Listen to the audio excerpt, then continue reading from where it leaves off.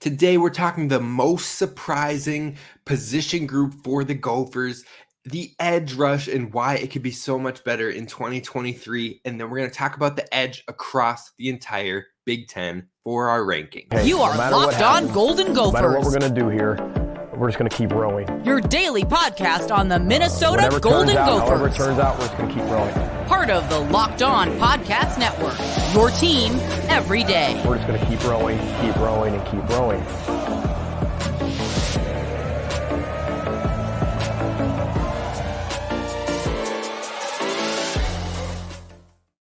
You are listening to Locked On Golden Gophers, part of the Locked On Podcast Network, your team every day. My name's Kane Rob, host of the podcast, former collegiate football video coordinator, and recruiting assistant, here to talk Golden Gophers with you each and every day of the week, Monday through Friday.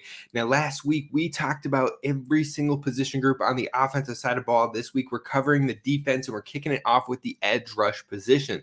Now, the defense has a lot of questions for the Gophers, so if you want to learn about the depth charts and who's coming up and who could be stepping up into some major roles, be sure to hit subscribe over on YouTube. Follow wherever you get the podcast at Locked On Golden Gophers, and don't forget to leave a 5-star review so other Gophers fans can find the show and we can continue to build the community. Now, we are just over 1 week out from Gophers game day, official game number 1 on August 31st. We're 10 days away. It'll be here before we know it.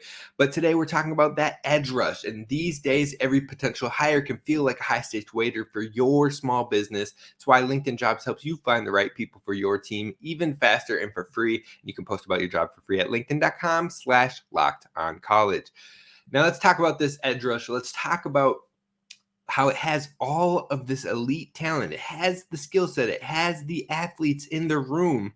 But can the new defensive line coach, Winston Delattiboudere, bring it out of that room? Now, I always tend to almost trip up or do trip up on Coach Winston's last name. So we're just going to keep running with Coach Debo because it just rolls off the tongue nice and smooth.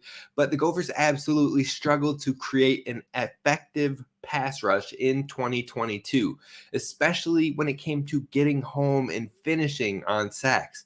Minnesota was 118th in the country in sacks last season with 19 on the season in 13 games.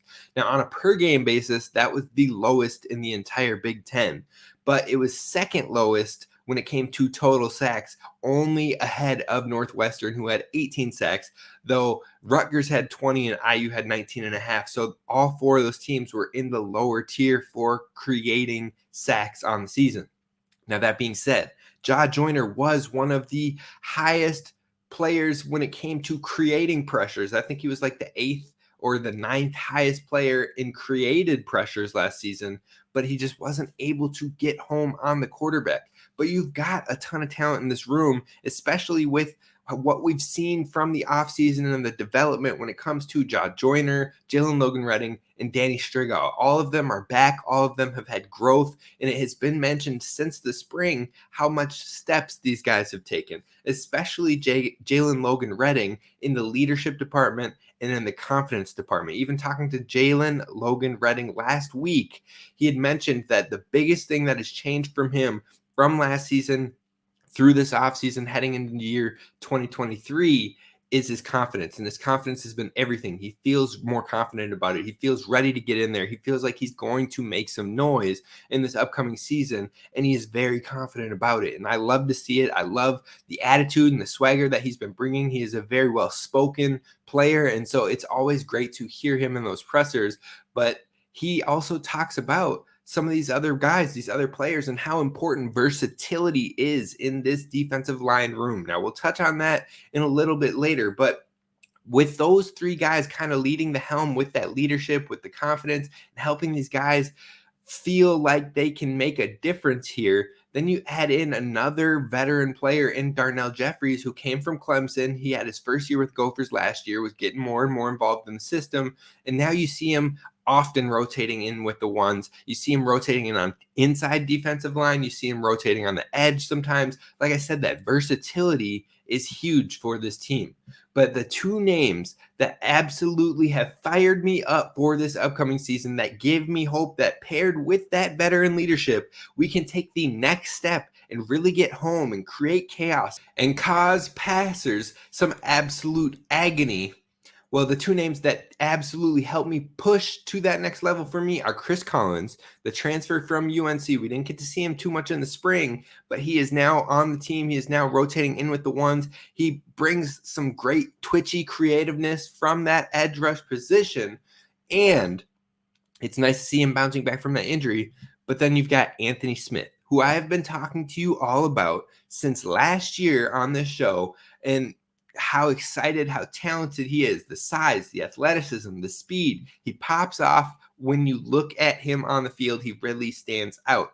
Now, he had a red shirt last year, but it was not difficult to see all of the potential. He's taken some major strides, and he's heading into year 2 with a lot of expectations, with a lot of upside. In fact, if you hear anyone talk about Anthony Smith, you hear coaches, you hear players talk about him, you can see that his time is coming. Coach Fleck said this about Anthony Smith in the last presser. Well, Anthony Smith, I mean, he's a really good football player. I don't think that's hard to figure out. You know, the NFL scouts come up and say, hey, who's that guy? I said, you can't touch him just yet. Not yet. And he hasn't really even played a ton yet. This year he's going to play an awful lot, which you're going to see him. You know, you look at that end position, you got Jalen Logan-Redding, John Joyner, and him. And then the ability to move all those guys around on third down. I mean, and you talk about Anthony Smith earning it every day. You look at how sweaty they are when they come off the field. I mean, nobody's sweatier than Anthony Smith. Maybe Devin Williams. And when you look at those two guys fighting for the ability to play, start, not only that, play significant time, and know that they're a major part of this football team, they're earning every single thing that they do. Devin has really matured. You talk about somebody who's gone from immature to mature in a very short amount of time, Devin Williams has. And I mean the immature part, just have to, want to, wasn't always matching. And as young people, that's the definition of an adult, when have to and want to match. But when you're still a kid and you come here, it's hard to have that. Make your bed. I don't want to. They don't understand the importance of it. Not to say we make them make their bed, but you know what I'm talking about when I say that. And you watch Devin develop, not only as a really good linebacker, but a really good football player. The read and diagnose, the key and diagnose, the ability to keep his eyes up, play in space. He's really worked really hard in the offseason to earn the spot that he has. And, you know, again, we haven't necessarily put down the depth chart of exactly who's in there yet, but both of those guys are going to be really hard to leave off the field. And it's not just Coach Fleck. Even his teammate Jalen Logan-Redding, who we spoke to in last week's presser, had the following to say about Anthony Smith. Well, along with John, but talking about him, Anthony is just a stud. I mean, he's really grown into the role that Coach Fleck has given him, and not only that, the defensive ends and the D-line room has put on him.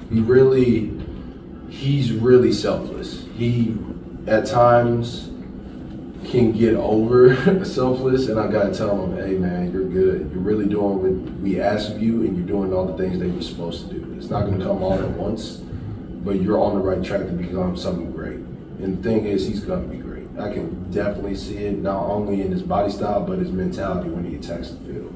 Not only that, seeing the plays that he's making in fall camp, and seeing how that can translate to the field, especially at the age that I was at, the age that he's at now, that I was at, of course, he's definitely going to make some headways in the future and now. So, I mean, it's only a matter of time. So Anthony Smith is going to be on the field a lot, and it should help others on the team like Jalen Logan-Redding, like John Joyner, like Danny Strigow with getting home, because people are going to have to pay attention to this kid, and it's going to create other openings for his teammates. So what is the difference from last year's struggles to this year's potential upside? That difference is Coach Winston, aka Coach Debo. He brings the energy, he brings the fire, he brings the swagger, the understanding, the experience, but most importantly, the respect. He speaks with players, having been through it all recently as a player here at the U of M, but also with a level of dignity. And he speaks as a teacher as opposed to a superior. So the thing that is very apparent when talking with Coach Debo, with Coach Rossi, and players on the defense is the work is in the details, the finer details, the intricacies, understanding the how, the why, and the positioning, and how your role on your assignment on given sets plays into what the outcome is. You might not be the player that is designated to create the pressure or the opening for the sack. You might have to take 2 offensive linemen so that way somebody else has the advantage to get to the quarterback quicker. So it's helping to set the advantage for other teammates and to have an advantage faster and to create leverage against the offensive linemen, to use opponents' momentums and trajectories against them. Coach Winston brings a change of energy and environment from this room, but the early returns we have seen in the fall have shown some real promise across the defensive line. In fact, Coach Fleck has mentioned how this may have been the best work he's seen from a defensive line coach in his time as a head coach. That is why there's some excitement for the progression of the pass rush, but we still have to see it come to the field on Saturdays. So let's talk about the edge position heading into 2023 and why this room might be the most intriguing room to me in the 2023 year. First, let's talk to you about our friends over at LinkedIn. Now, like I said, these days, every potential new hire can feel like a high stakes wager for your small business, and you want to be 100% certain that you have access to the best qualified candidates out there. Not just the best, but a wide variety, a huge selection, one of the biggest networks out there. Well, that's LinkedIn, and you can check it over at LinkedIn Jobs. LinkedIn Jobs helps you find the right people for your team faster and for free. And so it's super easy. You create a free job post on LinkedIn Jobs, then you add your purple job hiring frame on your personal profile so others can see that you're hiring and help recommend people in their networks to your position as well. Then you've got simple tools like screening questions that make it really easy to focus on the candidates that might be the right fit for you. LinkedIn Jobs helps you find qualified candidates you want to talk to faster, and you can post about your job for free over at linkedin.com/lockedoncollege. That's linkedin.com/lockedoncollege. Post about your job for free. Terms and conditions apply. All right, Gophers fans. So we are talking about the edge rush position on the depth chart today. And this is a harder position to really place who you think will be the starters versus maybe the key rotating pieces, because this is the position, along with the interior defensive line, that rotates the most for the Gophers. You're going to see probably 5 or 6 different edge rushers rotating into this role throughout the season in a large capacity. But the edge in the pass rush has become a major priority for the Gophers in their transfer acquires, in their recruiting, in their everything they're doing. Defensive line, edge rush, and pass rush has been a high priority. You got adding the new coach in Winston Delattiboudere. You've got his experience with Oregon's program in the pass rushing summit out west. And then you've got the recruiting and the recruits they've really been pushing for, but also the ones that they've actually been getting commits from. There is a high priority on this position both now and for future years to come. But when we're looking at this upcoming season, I think the starters you're going to see in there from day one, you're going to see Jalen Logan-Redding and Danny Strigow. I think those are the players you see take the first snaps of the game, probably. You know, like I said, it's a little harder to determine, but those two seem to be kind of the leaders in the forefront of the defense, especially in this room, and they'll set the tone. But from there, you've got Jalen Logan-Redding, who's got this new confidence about him, and he has a ton of versatility that he can play on the outside, but he also can kick on the inside as well. And that versatility, like we mentioned in the first segment, and Jalen Logan-Redding talked about how important that is for them because it helps make other players strong. You might not always be the strong player that is coming in that's going to get the look, that's going to get the chance. But if you know your role and you can kick inside, and now all of a sudden they're like, why is 97 on the inside? Usually we see him play from the outside. And all of a sudden, Jeffries, that's who I'm looking for. Darnell Jeffries is kicked on the outside and coming through. It just adds confusion. It causes hustle and bustle. It causes the offensive line and maybe the quarterback who is keying in on the defense to have some flashes of panic, some flashes of what is happening. Oh, wait, this player it's harder for a quarterback to recognize where the pressure is coming from. So Jalen Logan-Redding and the versatility he brings, he'll be playing both inside and outside, but probably more on the outside. Danny Strigow will be a starter out there. He had some nice flashes in the 2022 season. Both of them have developed over this offseason. But the next people up are the ones that I think will cause the most chaos for quarterbacks and probably get home the most. And that is Anthony Smith, Ja Joyner, and Chris Collins. I think all three of them are going to see a heavy amount of snaps. They have a ton of upside. We've already talked about how Ja Joyner had over 30 pressures last season. I would not be surprised to see him with 3 or 4 sacks on the season. If he can push past 4, he's going to have an epic season for this team. But I expect that 3 or 4 sack line for him. I think Anthony Smith will put his name in that conversation as well, and his athleticism is going to give tackles a lot of problems. So Ja Joyner and Anthony Smith are a dangerous pairing out there.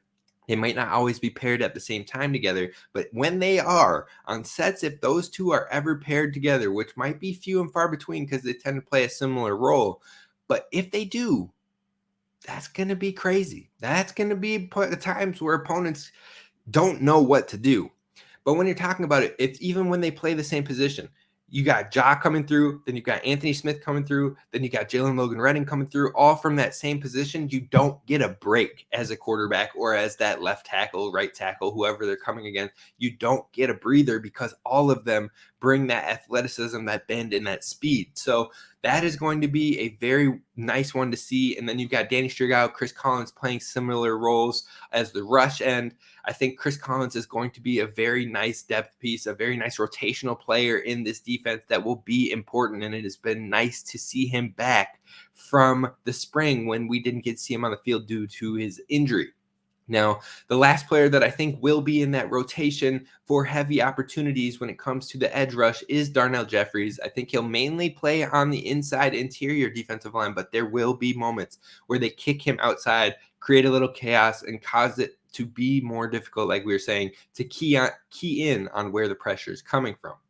But when we're talking about the future of the edge rush position, of course, we've got a couple more years with a lot of those guys that I've mentioned. But I think the young and upcoming guys to keep an eye on are guys like Hayden Schwartz, who had absolute moments last year in his redshirt season in the fall camp and in the Rovers periods where we saw some nice flashes of brilliance from him. We saw some moments where we're like, okay, he could put this together and he could be a guy that you definitely want to look at in future years. Hayden Schwartz has that. Carter Menz comes in as a 2023 class guy, the only edge from this class. He needs to get a little bit stronger. He is a little slight of frame, but he's got a lot of upside. He's got a nice bend. He's very quick. He can get off the line very quickly, and I think he can add another element of surprise or element of scariness for this defensive line in future years as he fills out into his frame more. So Carter Menz, Hayden Schwartz are both guys I would absolutely keep an eye on for the future. Then when we're talking about depth players that maybe could get some opportunities in some non-conference games, some players that if injuries were to happen, they could see their names called into a rotation maybe. I'm looking at Nate Becker. I've seen him a lot within the twos opportunities sometimes, especially as they get breathers for some of those starters, and he plays fairly well with those opportunities. He puts his name into the conversation, so I think he is a nice depth player. I think Colton Gregerson, who we saw in the spring game get 2 sacks, he's a young player that has been pushing and working and grinding. He can find his name into some opportunities if injuries or anything were to happen, but he's a guy to keep an eye on for years to come as he brings more depth to this team, speed, a little bit different elements, kind of similar to Carter Menz. So I think overall there's some interesting names there. And then I got to bring up Lucas Finney and Jack Hawkinson, who are both guys that could add more depth to this room, that add a lot of insights to this room. Finney had come from the linebacker position. Now we're seeing him play a lot more on the edge. So he brings a different perspective to it, but there's a lot of depth. There's a deep room on this edge. I think the upside is very high, but you've got good depth, good backing to that group. So I think this is going to be a major year that this room could surprise folks. And how would I rank them across the Big Ten? That's what we're going to talk about. And that is going to be a very interesting one because I'm not sure that they're a top 3 or a top 5 room, but I do think they hold a lot of upside in this conference. So we're going to talk about how I feel about the edge rush position across the entire Big Ten coming up next. All right, so we're wrapping this one up, Gophers fans. We're doing our first defensive Big Ten rankings for the position group, and we're talking about edge rushers, defensive ends. That is what we're focusing on today. Now, like I said, in every single Big Ten ranking we've done so far last week with the offensive positions, this is my predictions for how the rooms finish up at the end of the 2023 season. Now, this season was by far the most difficult to rank position-wise for me. I could be wrong all over the board on this one, and I absolutely acknowledge that, but I will take my best shot. Now, when we're starting at 14, I think I'm going to have some very angry outside Big Ten fans from the jump on this one. But when it comes to 14, I've got Nebraska. Now, Nebraska, the only reason I've got them down here at the bottom, it's not to say they don't have edge rushers on their team that can have any success, but you got O'Shawn Mathis gone. You got Garrett Nelson gone. Those two players combined had 65 pressures just from those two, and they're both gone from the team. So there's a new regime in there. There's a new system, and now you've got new edge rushers that aren't a part of what has been building over the years. There are a lot of question marks, and this ranking is more because I don't know who's got next and because those departures were so impactful. We move on to number 13, and I've got Purdue. Now, this could sound wild with Ryan Welters going out that way. Plus, you've got Kydron Jenkins, who is a dog out there for Purdue. But this ranking is more so because outside of Kydron Jenkins, I don't really know too much about who will be used where, and if they have the athletes to fully run the defensive system that Coach Ryan Welters is going to want to put out there in year one. So this could absolutely end up incorrect, but it's a lot more unknowns beyond one player. We move to number 12. And number 12, I've got Indiana. Now, they've got a nice player in Andre Carter, who is one of the top 10 edge rushers returning to the conference according to PFF's grading. But the real thing is what has changed up to help change that 19.5 sacks back from last year. Like I said, that's only a half a sack better than what the Gophers were. They were in the bottom 100 or the bottom 30 of 131 schools last year when it came to getting home on the passer. So what has changed to help them tick up? You've still got the same defensive coordinator from last year is back. He's a co-defensive coordinator. We'll see, but that new co-defensive coordinator is a safeties coach, so I don't know how much he would be working with the edges or if he is doing anything calling-wise or if it would be last year's defensive coordinator. Defensive line coach is the same, so it's like, what will spark the change there? Maybe I'm not very high on IU in 2023, but we'll see how much change there is. We move on to a number 11, and I think, again, folks are going to be mad, but I've got Wisconsin. Now, there is upside in that room. I'll put that straight up. 100% there's upside in CJ Goetz and they also in Daryl Peterson. Both younger players, both guys who have shown little flashes here and there. And you've got a new defensive coordinator to come and try to help elevate them. Tressel talked about with the Big Ten Network how CJ Goetz has been huge and he has taken huge strides over this offseason. So he definitely could push them into a higher category here, but both seem to be having a great fall camp. But Herbig is gone. And you know what? He leaves a massive void to fill. So we'll see if they can step up into that type of production. We move on to number 10, and I've got Northwestern. Now, Richie Haggerty is a killer. This dude absolutely can get it done, but I am more excited about the Braun defense. I'm more excited about what he did with NDSU and making them one of the best defenses in the FCS in the snap of a fingers. If he can bring that same type of mentality to Northwestern, they could give some teams some scares in this upcoming year. Now, he's the interim head coach. He was just going to be the new defense coordinator, but with all that's gone on, he is the interim head coach, so he will have a lot more say on exactly how they do every bit that they do at Northwestern.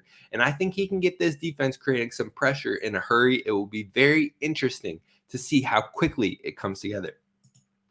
Number 9, we've got Rutgers. Now, Rutgers has Aaron Lewis. He is the third highest returning PFF grade for edge rushers in the Big Ten.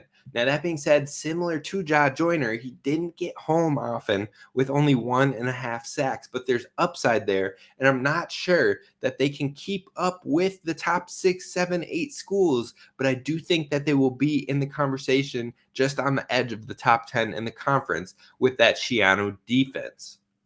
We move to number 8, and this is where I've got Minnesota slotted in. Now, Minnesota has Anthony Smith and Ja Joyner, and I think those two players alone bring a lot of heat and a lot of pressure. They're going to be menacing in the Big Ten. The upside is sky high, but they have to get home on the passer.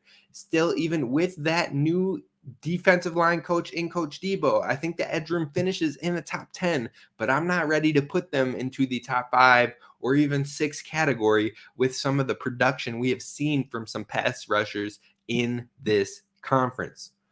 Now, number 7, I've got Michigan. Now, that might seem low for Michigan, but Michigan lost their biggest edge rusher last year in Mike Morris. He had all of the pressures basically for this Michigan team, and now he's gone. Now you've got Jalen Harrell, who could step up. He's the next man up, but can he do it at an elite level? There's still questions about that. I think Michigan has the talent every year to have players step up and be the next guy for that Michigan program, but the proven production in the rooms ahead of Michigan have too much for me to put Michigan any higher. They made it hard to have Michigan any higher than 7, so that's where I've got them, even though overall their team has a ton of talent.